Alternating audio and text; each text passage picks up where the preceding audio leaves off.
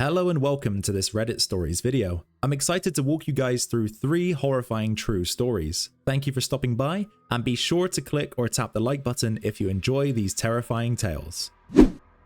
Chaos on a transatlantic flight. This was a long time ago, so the timeline might be a little bit off and some details are fuzzy, but I've written it out exactly as I recall it.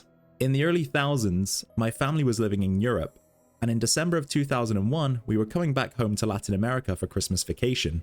My brother and I, both in high school at the time, and my dad were flying together from Paris to Miami. My dad was seated in business class, while my brother and I were in coach, sitting in the middle 2 seats of the middle row. The flight was pretty normal at first, absolutely nothing out of the ordinary. About 4 or 5 hours into the flight, I was reading a book, almost dozing off, when I heard a woman start to repeat the word "no" over and over. At first it was really quiet, almost inaudible, but it quickly got very loud and urgent. Before I realized what was happening, she was screaming "no, no, no" at the top of her lungs. I looked up and saw a flight attendant a few rows ahead of me to the right, hunched over someone sitting on the window seat. My first thought was that a passenger was having a heart attack or some catastrophic health problem, but her yelling was so unsettling that this couldn't be it. There was a strangely long delay in people's reactions. Nobody did anything. I was completely panicked and froze in my seat.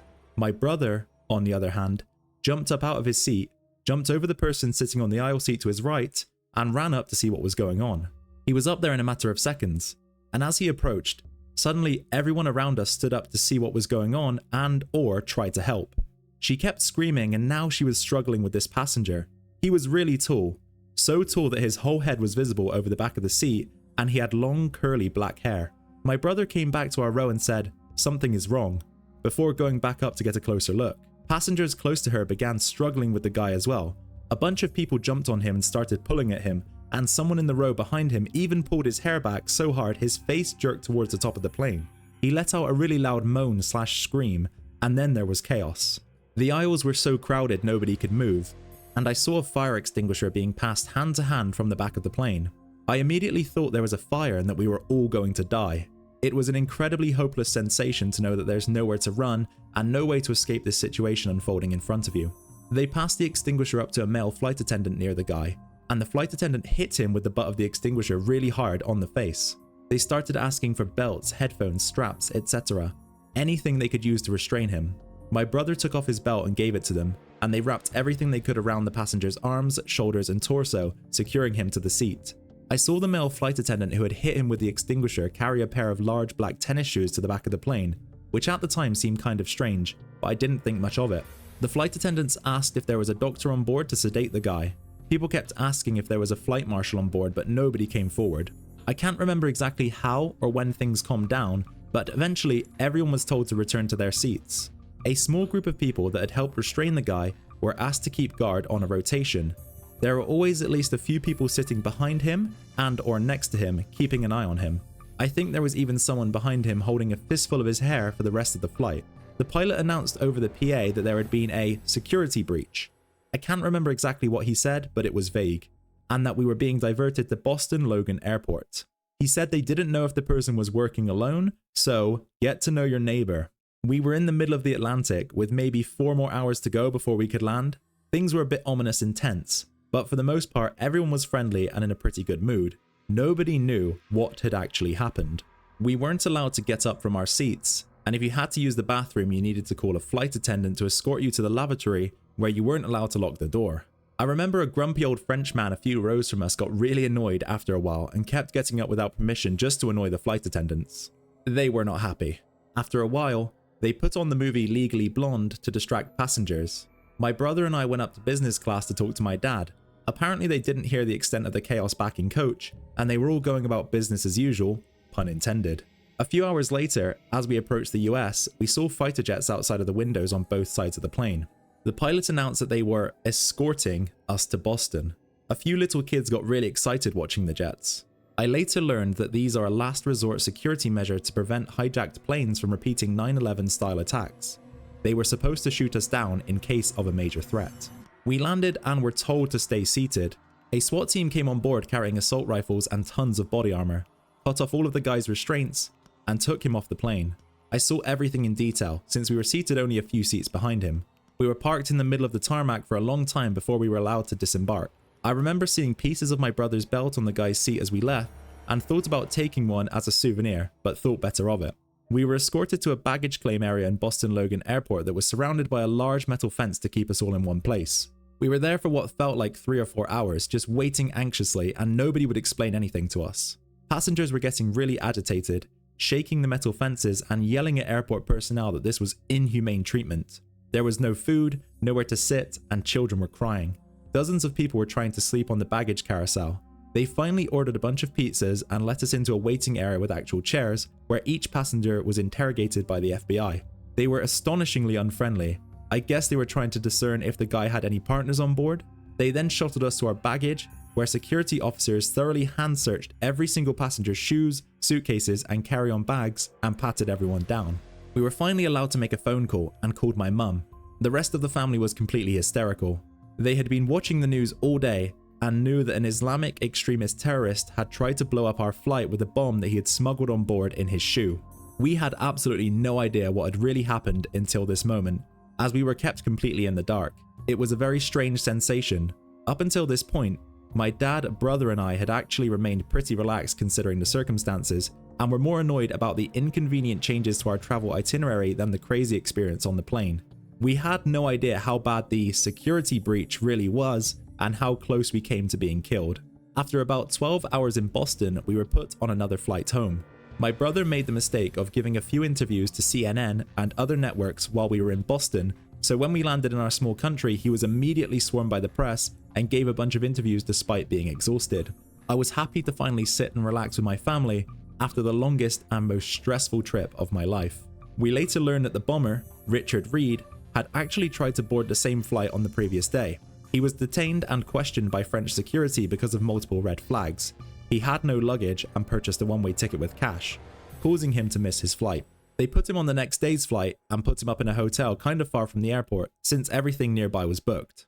The following day it rained, and on the walk from the hotel to the airport his shoes got wet. This might have been why he had trouble lighting the wick in his shoe. His plan was to light it in mid-flight. He waited until the passenger next to him went to the bathroom, then tried to light his shoe with matches. The female flight attendant that first engaged him had smelled the matches and was walking up and down the aisle looking for a passenger who, she assumed, was trying to smoke a cigarette. She saw him with the shoe in his lap and immediately tried to take it from him. They struggled and he bit her hand. Reed is now serving 3 life terms in prison. TLDR, our flight was almost blown up by the shoe bomber. He's now rotting in jail. Also, fly business class whenever possible. My first Tinder experience ended with him in jail. This story is nowhere near as harrowing as some that I have read here, but when I found this subreddit, I knew I wanted to share this experience here. 3 years ago, I tried Tinder for the first time. I was 25 at the time, and while most 25-year-old women have dabbled on Tinder or the like, I hadn't been single since I was 17. I met my ex while I was in high school. 6 years later we got married, had a baby, I was happy. But those last couple of years together, he had really begun to resent me and the family we had created together. I fought to keep our relationship together, but the abuse became more frequent and more intense. It got to the point where I took our baby and fled the house in the middle of the night. My mind was scarred and my heart was raw. It was a really difficult time in my life. A couple of months after I left, I had a new home, a new job, and a renewed sense of life. I was starting to open up and could feel myself healing. I was, however, lonely. I was adjusting to shared custody and spent my weekends alone. I didn't want to jump into a relationship, but I did want to experience some of the things my 8-year relationship hadn't allowed me. Joining Tinder felt fun, it was new and scary, and after so much trauma, it felt nice to have so much positive attention. My self-worth was low, so the cheap compliments and instant gratification of the app felt incredible. Who am I to deserve their attention? Why would they choose to speak to me of all women? Not my healthiest coping mechanism, but I wanted to feel desirable. That's when I met Derek. Derek was an unassuming, average guy. He was cute enough, but not so attractive that I felt self-conscious. Derek and I shared a few interests: craft beer, hiking, and he had a sense of humor that I liked. We agreed to meet up at a local restaurant. I was so nervous. My first date in 8 years, I donned my cutest dress, got made up, and headed out. As I waited in the restaurant, my palms were sweaty, my heart was fluttering, and I began to question myself. He arrived and everything was awkward at first. We ordered our first beers and started to break the ice. As soon as the buzz of the alcohol began to hit, our conversation took off. We had relaxed in each other's company, and the rest of the date went smoothly. We joked about karaoke across town. He laughed about how he didn't like karaoke. I am a huge fan of karaoke. While no superstar, I have spent a good amount of time in choirs and can carry a tune well enough. One of my favourite rowdy weekend activities is going to that bar and busting out some songs with the sweet taste of gin on my tongue. I convinced him to go with me, and we left the restaurant. We sang into the night, taking shots, flirting, laughing. We ended the night in his truck, clumsily fumbling with each other's buttons and zippers, hearts racing with excitement. This had been what I needed. We texted back and forth more often, and soon we were talking about another date. I had enjoyed our time together and liked that I didn't feel a deep connection with him. It was fun, and that was it. Because my heart wasn't tangled up in feelings, he felt safe. We decided for our second date that we would go tubing down a river that runs through our town. We had parked his orange truck at the end of the tubing run and took the tubes in my truck upriver. We agreed that he would zip my truck key with his into a pocket on his shorts and that he would drop me off at my truck afterwards. Bright summer heat warmed our skin, and the water felt crisp and fresh on our toes. The afternoon slipped past as we floated down the river. When we reached the bottom, we deflated our tubes and headed back to my truck. Only, when Derek reached into his pocket, his face sank. He looked at me and said, "Your key is gone." I laughed. Surely he was joking. He insisted this wasn't a joke. Gravity pulled at my stomach, and I began to panic. This was the only copy of my truck key, and I had taken it on the river. I felt foolish, and worried about how I would get a new key if we couldn't find it. The river was long. We had been tubing for hours. We'd stopped at several places to swim. He offered to drive me home, and I accepted. During the drive, we made a plan to meet up the next day to search for my key at some of the stops we had made. We spent the next afternoon combing our swimming holes for my key. Up and down we swam, with very little hope that we would ever see my keys. We had to try though, and we kept at it. From one spot to another, we drove, we swam, and we moved on. At the very last place we checked, as the light of afternoon faded into a hazy orange, something caught his eye. Underwater, near the shore, were my keys. We were elated and could not believe our luck. To celebrate, we went back to his place for some drinks. He drove me down a long wooded driveway, and at the very end was a shaded trailer. He told me that he was only renting a room here from an elderly couple, but they were on vacation so we would be alone. We walked over the creaking porch and entered the trailer. Inside, I could see the kitchen was messy. Not just a couple of dishes, but every surface was covered with mess. He ushered me away to show me his room. It was small and not very clean either. Dirty clothes, mattress on the floor, a Rubbermaid bin with some snacks like Doritos and cheap warm beer. We had the yellowed light of the trailer accentuating the stains on the walls. Afterwards, the spark of fun I had felt when we first met had withered, and I felt gross. I decided that it would be our last date. A week passed and we hardly texted. Our brief fling was ending and I didn't expect to see him again. My mind moved on to other things. The coming weekend, my friends were coming to town and I was excited. We made plans to go to karaoke together on Saturday night. When the day arrived, I was surprised to see a text from Derek on my phone. "Are you going to karaoke tonight?" it read. I responded that I was, and he texted me back that he would be there. "I thought you didn't like karaoke," I asked him, and he said that he had been invited by a girl he worked with and thought he should give me a heads up that he would be with a date in case I was there. I thanked him for taking the time to let me know, reassured him that I wouldn't be bothered at all, and said that I hoped he had a great date. Around 9:30 that night, my friends and I arrived at the bar. The dim lights and reflective foil stars, an all too familiar scene. We got our drinks and picked a booth with a good view of the stage. I had a strange sensation, like someone was watching me. I turned my head, scanning the bar, and our eyes locked. Derek and his date were a few booths away and he was watching us. He waved zealously with a big smile. His date turned around to look, and I managed an awkward wave. I was absolutely fine with him being on a date, but I didn't want to advertise that we knew each other or make his date uncomfortable. My friends were all aware of the time we had spent together, my thoughts on the experience, and the text he had sent me earlier. We were all thinking it was a bit odd that he would go out of his way to interact with me in front of his date, but no harm, no foul. He was just being friendly. The evening carried on and we all had a great time, basking in the atmosphere, drinking in the songs and laughter. A couple of hours in, we were sitting in our booth when Derek stumbled over to our table with his date. He introduced her as Kate and plopped down beside me, pulling her down into our booth next to him. The strong smell of alcohol oozed off of them, and I could see they were hammered. It became obvious they had both had too much to drink, their eyes glazed and words slurred. Kate seemed really nice despite her state, and she launched into a drunk story to the whole table. My friends and I were fairly uncomfortable, and we were unsure what was going on. Under the table, I felt Derek's sticky hand slide onto my thigh. His date was right there, and I was stunned. Without making a scene, I subtly removed his hand and excused myself to get another drink. As I walked across the room, I could feel his eyes raking my back. And sure enough, when I turned around, he was watching me. When I got back, Kate was slurring that her taxi had come. She and Derek exchanged a sloppy kiss and goodnights, and then it was just us and Derek. Derek's mood shifted after that. He was drunkenly unaware of how uncomfortable the table was, and we could tell he was brooding about his date having left without him. Derek turned his attention to me. He slung his heavy arm over my shoulder and leaned in, his sour breath managing to come together to form clumsy sentences.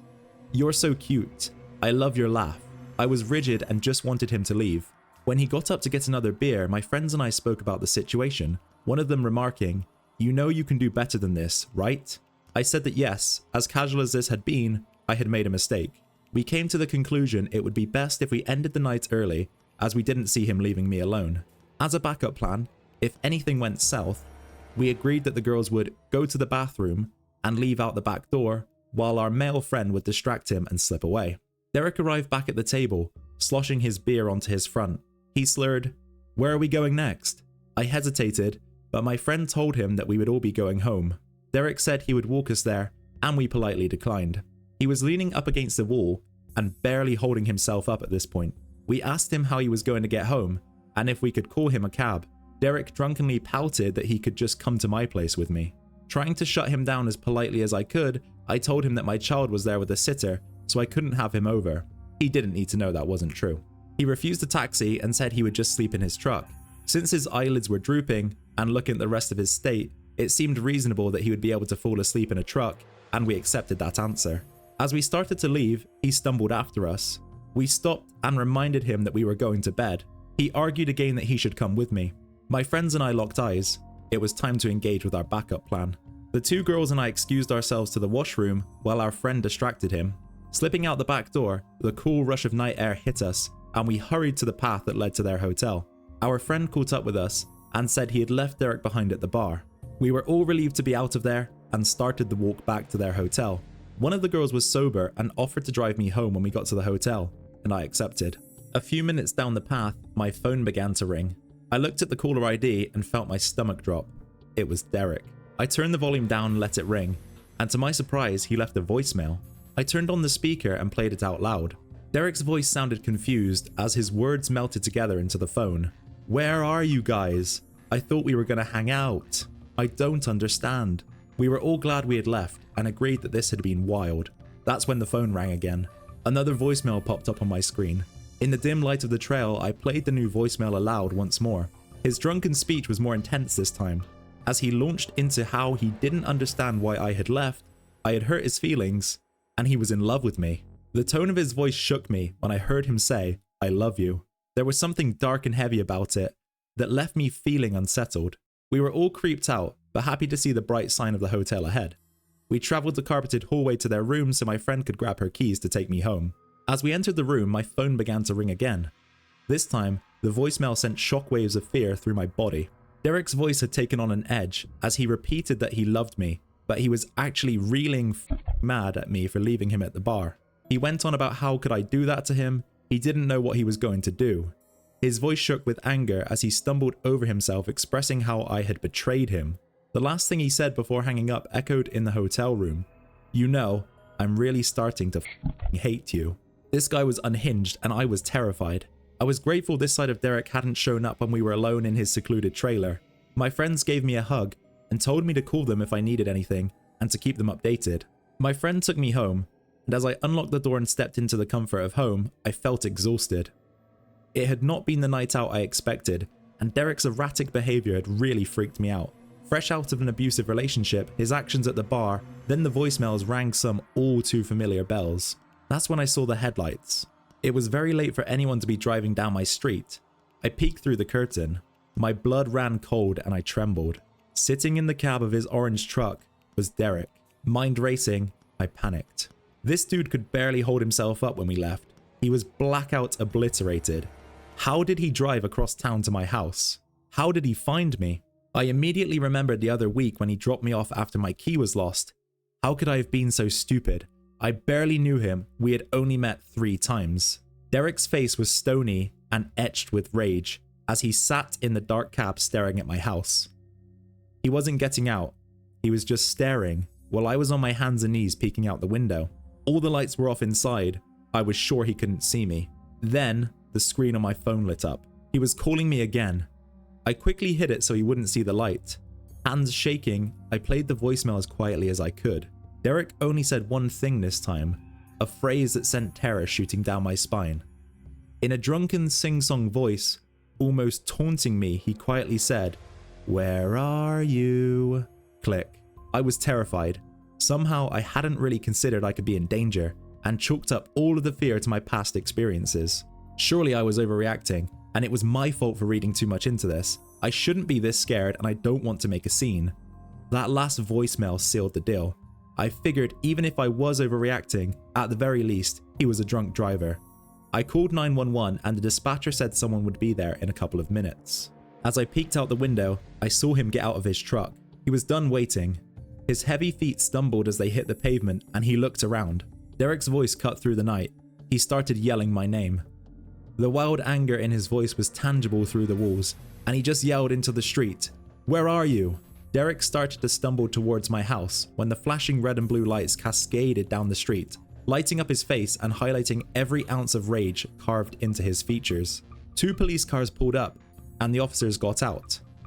I was still peeking out from inside my dark house and couldn't hear much of what was happening. I watched them breathalyze him, which he obviously failed. The officers inspected his truck, they all spoke for a while, and one of the officers came to my door. I spoke to him about what had happened, and he was very empathetic. He said as unsettling as his actions had been, there wasn't much they could do without a direct threat. The officer let me know that they would be taking him in for the night and he would be charged with drunk driving, but that he would be out tomorrow, and to make sure I kept my doors locked and stayed safe. The tow truck came to remove his orange truck from the road, and I could see him arguing. The officers weren't having any of it, and they turned him around to cuff him. As the handcuffs locked around his wrist, he yelled out one last time, looking directly at the window I was peeking out. "I know you're in there, my name. Why don't you come out to say goodnight?" As quickly as my street had filled up, it was empty. The quiet shadows of late night swallowing the earlier chaos into nothingness. Derek texted me that afternoon. "I'm very sorry about last night. I was in a bad place." I responded that his actions were unacceptable, and how dare he show up at the house my child lives at, and that I would prefer not to hear from him again. He apologized one last time, and I haven't heard from him since. Over the next few months, I would see him on a bike going to and from his workplace, so I know he lost his license. I was always wary that we would bump into each other, which thankfully never happened. I can only imagine how much angrier he was after that night lost him his license. I found out that he moved to the mainland a while back, which was quite a relief for me, and I no longer feel as on edge around town. So, Derek, let's never meet again. Strange Uber ride. This one is fairly tame, but this is my story. About 3-ish years ago, I was out with a girlfriend celebrating Cinco de Mayo. My husband had to work early the following day, so he did not come along. At around 2 AM, I called an Uber to go home. I'd been using the service by then for several years and had never had an issue. I'm a pretty friendly gal, so initially the driver's questions didn't really sound any alarms. He asked stuff like, "Why are you alone? Aren't you married? Where is your husband?" I felt fairly confident that he'd back off once I confirmed I was married. As we were driving down a fairly desolate stretch of road, he started to drive really slowly. At this point, I was beginning to feel uneasy. There were no other cars, no reason to reduce speed. He noticed that I was keeping my eyes on him when he looked back through the rearview mirror. He suddenly stopped the car and got out. I immediately unbuckled my seatbelt and jumped out of the car too. I just yelled out, "What the f*** are you doing?" He mumbled something along the lines of, "I thought I heard my tire. You didn't hear the tire?" I was like, "No, you should never just get out of the car." The strange thing is that he didn't seem wigged out that I had just exited his vehicle. He got back in ready to complete the ride. At this point, my options were 1, get back in without buckling in and keeping my hand on the lock/handle, or 2, stay on the side of the desolate road, alone, at 2 something AM and wait for another car to pick me up. I chose option 1 as I pretended to call my husband, who was totally sleeping, to let him know I was 10 minutes away. This next part is where it surprisingly takes an odder turn. As I'm riding, desperate to be dropped off at home, police sirens go off behind us. The driver panics, looks through the mirror and starts going on about how the warrants they have are false and how his license should be valid and it's not his fault if it isn't. The cops ask him to step out, realize he's in the middle of a ride so ask me to step out too. They search him and his car and arrest him on the spot and take him to jail. His license was also expired for 2 years. WTF Uber? I asked why they pulled him over and they tell me, turn without a signal. I asked them if they drive me home and they told me they weren't a taxi service. By then, I was on a much more vibrant street with well-lit sidewalks. Called another Uber to take me home. Night ended without incident. So, creepy Uber driver and rude cops who wouldn't escort a woman home past 2 in the morning, let's not meet. Alright dear viewer, that wraps up our 3 horrifying Reddit stories. If you enjoyed these spooky tales, please click or tap the like button. Comment down below if there are any other stories you'd like me to cover, and click or tap the subscribe button to stay tuned. Thanks again for watching, and enjoy the rest of your day.